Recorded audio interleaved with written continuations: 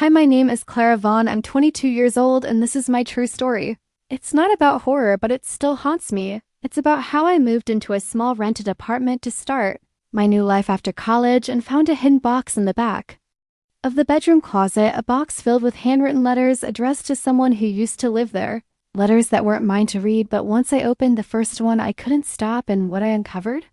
It changed the way I looked at life, love, loss, and myself. Before you dive in, please like, share, and subscribe for more real-life stories that stay with you long after you finish them. This story is written and edited by Dark Lifeside Diaries. When I moved into apartment 6B, it didn't feel special. It was small, old radiator, noisy pipes, cheap curtains, but it was mine. I had just graduated from college, ready to live alone for the first time, thinking this apartment would be the quiet space where I'd finally find myself. I didn't know that someone else's story still lived inside its walls. It started 3 days after I moved. Dini was rearranging the closet shelves when my fingers brushed against something wedged deep in the back behind the drywall paneling. I pulled at the loose board, curious, not expecting anything, and that's when I found Ida. Worn-out shoebox covered in dust, taped shut, nothing on the outside, not even a name. My first instinct was to throw it away, but curiosity always wins. With May sat on the floor, legs crossed, hands trembling slightly. As I peeled back the tape, inside were letters, dozens of them, neatly folded,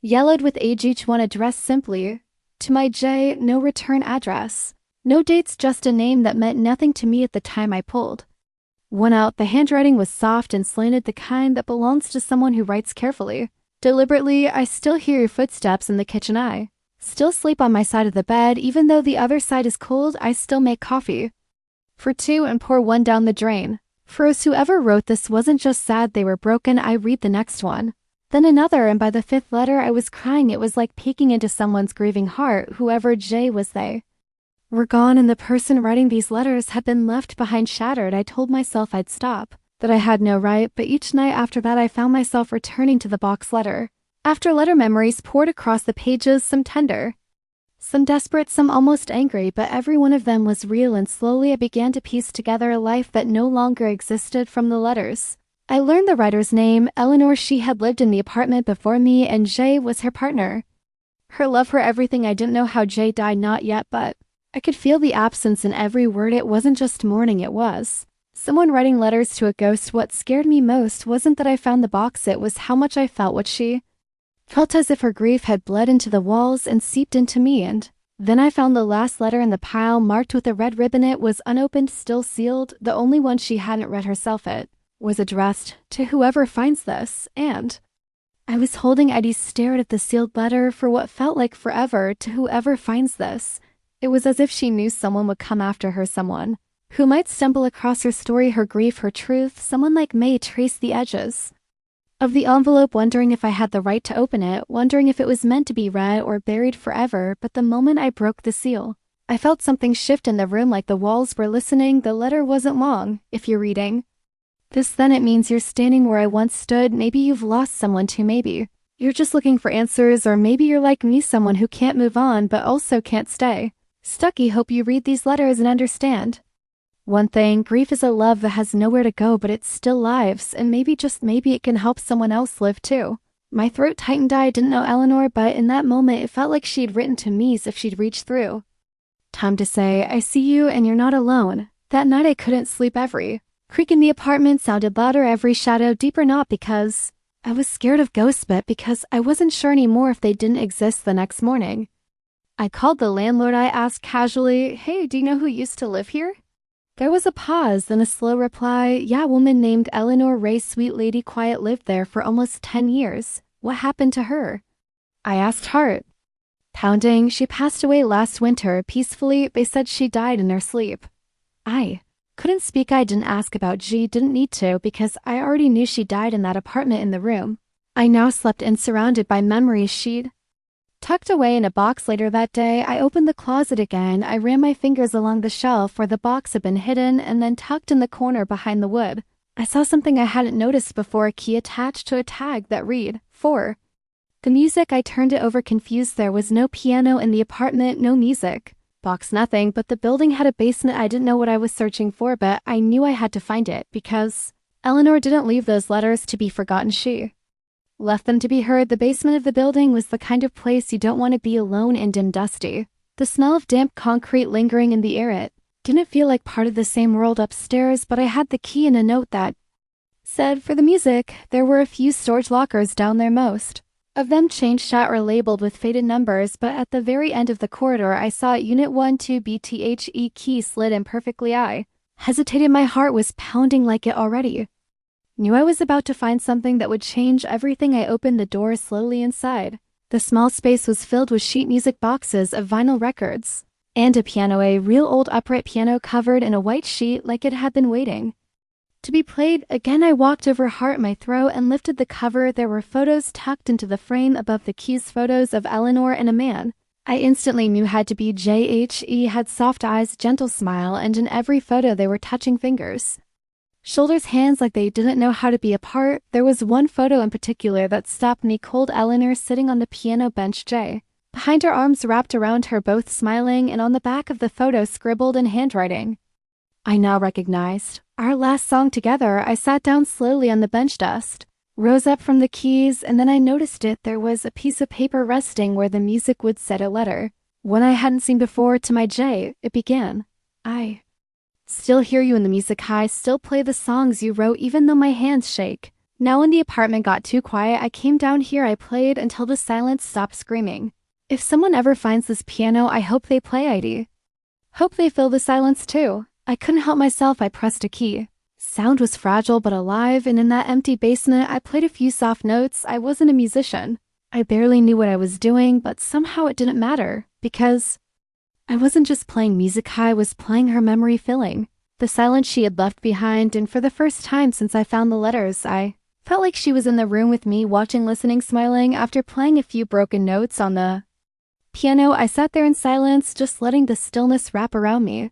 It wasn't scary anymore. It was comforting, like I wasn't alone, like someone had been waiting for me to find this. I didn't go back upstairs right away. I went through the rest of the small storage unit slowly. Beneath the old records and sheet music was another small box, wooden, this time locked with a metal clasp, and taped to the top was a note that stopped my breath. To be opened only if you understand. It wasn't addressed to anyone, not to my J, not to whoever finds this. Just a challenge. If you understand. Understand what?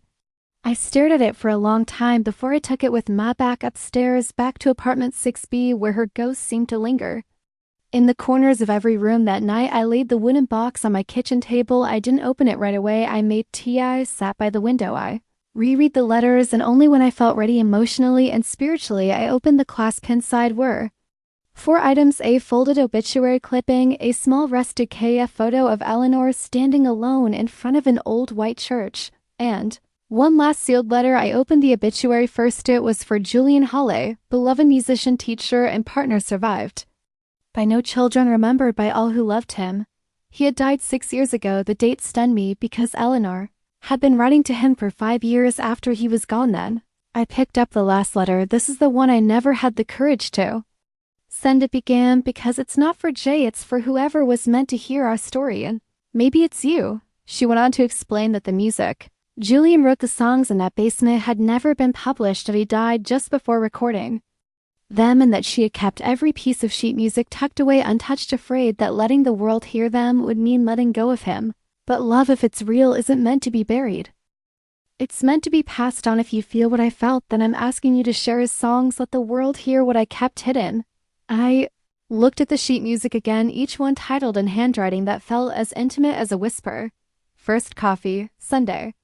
Rain, the way you smiled. Eleanor had locked herself away with grief, but now she was handing it to me, asking me to unlock it, to finish what she couldn't do, give his music a second life. And suddenly I didn't feel like a tenant anymore. I felt like a messenger. I didn't sleep much after opening that wooden box. I just kept rereading Eleanor's final letter over and over until the words felt carved into my bones. She had carried her love like a secret, but it was never meant to stay hidden. She had trusted me, a stranger, to carry it out into the world. So the next morning I did something I'd never done before. I took the sheet music from the basement, the yellowed pages and fragile notes, and walked them over to the music department at the local college. I wasn't even sure what I was going to say. I asked to speak to someone, anyone who could read old piano scores. The Receptionist looked confused but pointed me toward a grad student named Mason who spent most of his time in a soundproof room lined with worn-out keyboards and speakers. He welcomed me and friendly but cautious, probably thinking I was selling something. I handed him the sheet music and said,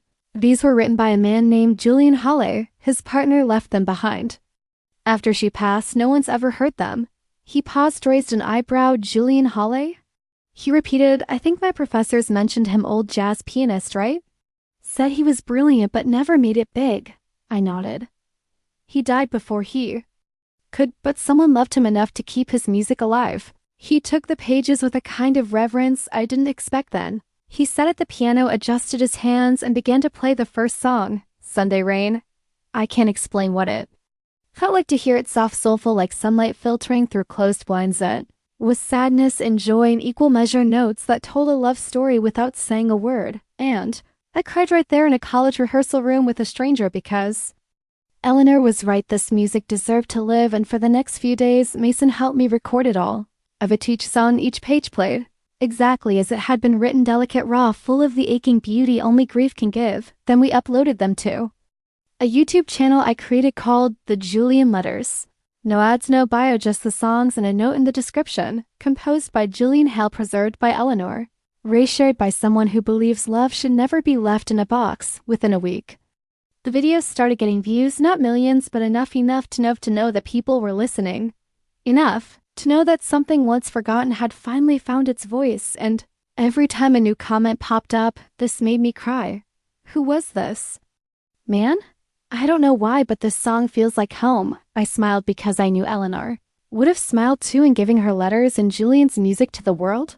I wasn't just honoring their love, I was healing myself too. Sometimes grief is passed down like a story, and if you're lucky, you get to be the one who writes the final chapter. A month past, the YouTube channel, The Julian Letters, grew slowly but beautifully. It wasn't viral, it wasn't loud, but it was felt. People sent messages from around the world. Some said the music helped them cry for someone they lost. Others said it felt like the soundtrack to their own heartbreak. A few even asked if there were more letters. I never imagined that something Eleanor kept hidden in a closet could touch so many strangers, but somehow it did. Then one rainy afternoon, someone knocked on my door. I wasn't expecting anyone, no packages, no deliveries, no maintenance. When I opened the door, an elderly man stood there, tall, thin, weathered face, eyes full of questions. He held a folded newspaper in his hand, and of the local ones that had written a small article about the mystery musician whose sheet music was being brought back to life by a stranger in apartment 6B. "Are you Clara?" he asked. I nodded, confused. "Yes, can I help you?" He looked down for a second, then handed me the newspaper clipping. "I knew Julian," he said quietly. "He was my brother." My breath caught. I didn't speak for a full 10 seconds. Then I stepped aside and motioned for him to come in. We sat in silence for a moment, then I brought out the box of sheet music, the photos, letters. His eyes scanned everything slowly, like he was reading the past through a window he hadn't looked through in years. "Eleanor," he whispered, touching her name on one of the letters. "She never reached out to us after he passed. We thought she disappeared. I always wondered what happened to her." I told him everything, how I found the box, the piano in the basement, the letter addressed to whoever finds this, the music, the emotions, the audience. He didn't say much, but when I looked at him again, his eyes were full of tears. "He used to play Sunday Rain every time it stormed," he said, his voice barely holding. Said it reminded him of the way Eleanor would dance barefoot in the kitchen. I swallowed the lump in my throat. She never stopped loving him, I said. She just didn't know how to let him go. He nodded. Then he reached into his coat pocket and pulled out something small, a cassette tape. "I don't know if you have anything to play this on," he said, "but this was the last thing Julian ever recorded, a demo, just him and the piano. We never released it." I stared at it like it was made of gold because in some way it was. "Would you like me to add it to the channel?" I asked. He smiled. "That's why I came.